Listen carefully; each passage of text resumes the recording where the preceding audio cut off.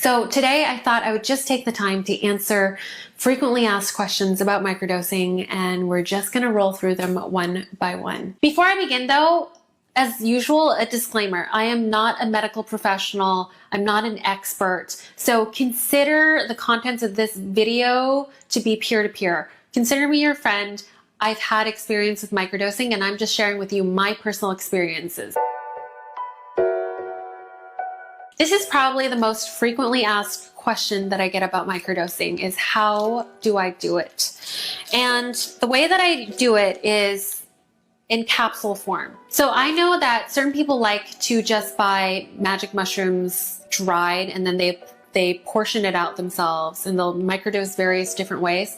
I personally prefer doing it this way because I don't like the taste of magic mushrooms.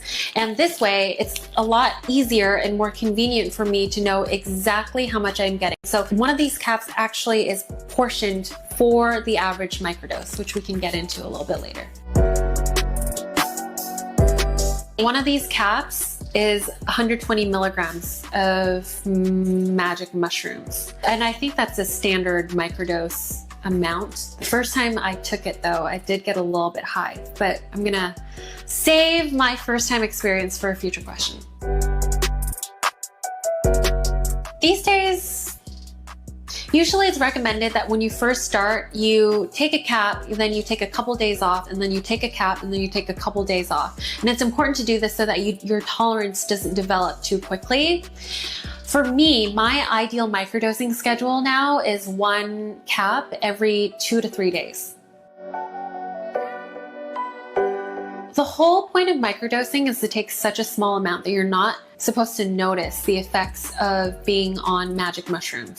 When you're on a microdose, really what it feels like is your mind feels more open. Like I said before, the first time I took one of these caps, I did get high because I just, that was just my response to a typical microdose, the one that was portioned out to me. And that could be because I am a smaller framed woman compared to being a 200-pound man. Usually 6 hours. So emotional side effects are very positive, which is why I microdose to begin with.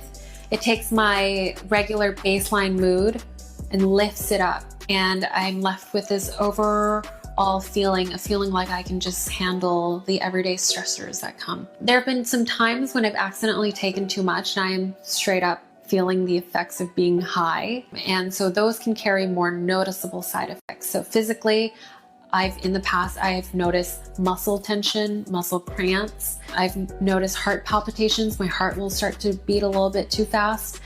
And emotionally, not every, psilocybin trip is gonna feel like the best time of your life. Sometimes you will be confronted with the things that were originally stressing you out, but now it's like you're noticing them at full force. So that's what we would call a bad trip.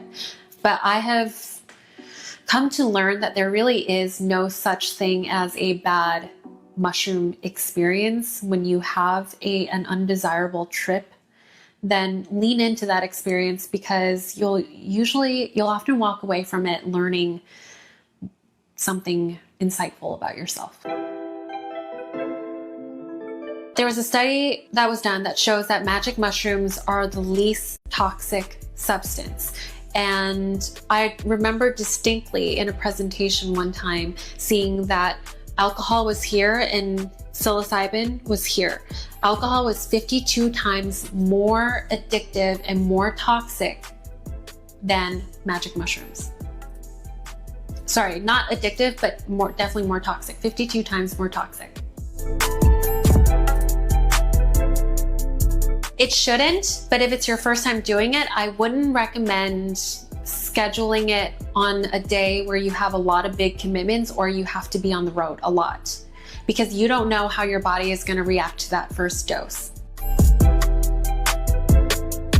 Do it on a day where you don't have a ton of big commitments and just be open-minded. I would also recommend taking your dose earlier in the morning, because one thing that I've noticed sometimes when I take my caps too late into the evening, I'll just find it very difficult to fall asleep that night. But I know different people have different reactions, which is why you have to plan accordingly and give yourself ample space your first time.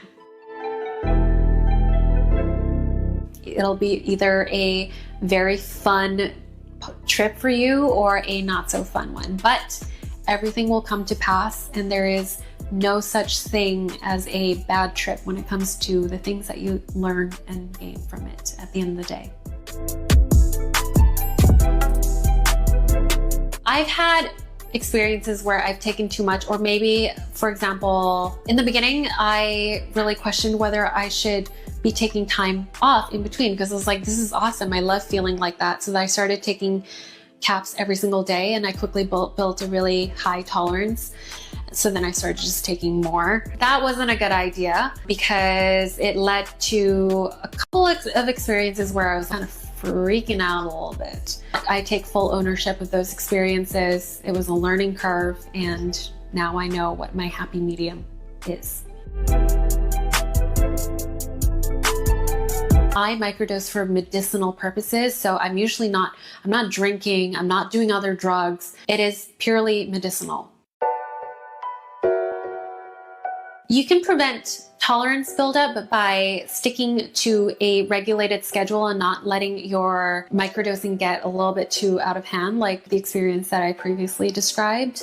If you do end up building a high tolerance though, I've heard that if you take a week off, you restore your tolerance by 80%.